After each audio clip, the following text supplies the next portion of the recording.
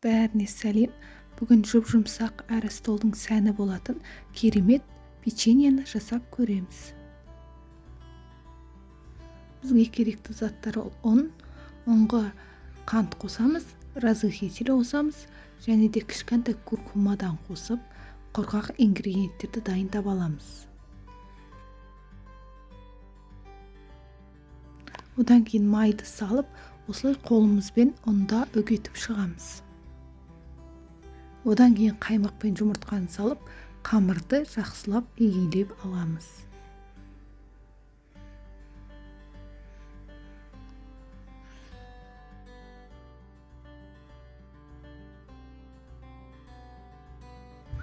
Қамыр бізде тез бірікпейді.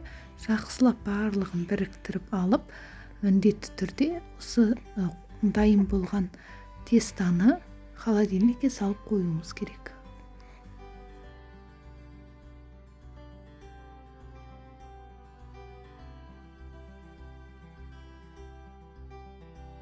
Печеньеміздің ортасына творог пен қантты араластырып саламыз. Міне мен тестам 30 минут холодильникте тұрды. Сонда жұмсақ керемет теста болып шығады. Осыны бөліктерге бөліп, дөңгелетіп аламыз. Және де өзіміздің қалаған печеньемізді жасаймыз.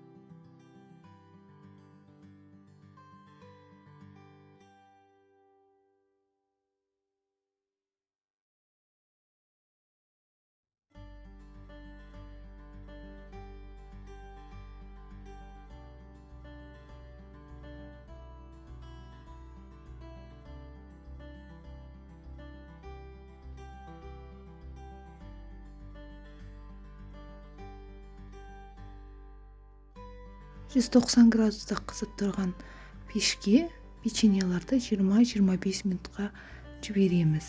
Мінекей дайын болғанда осындай болып шығады. Міндетті түрде жасап көріңіздер.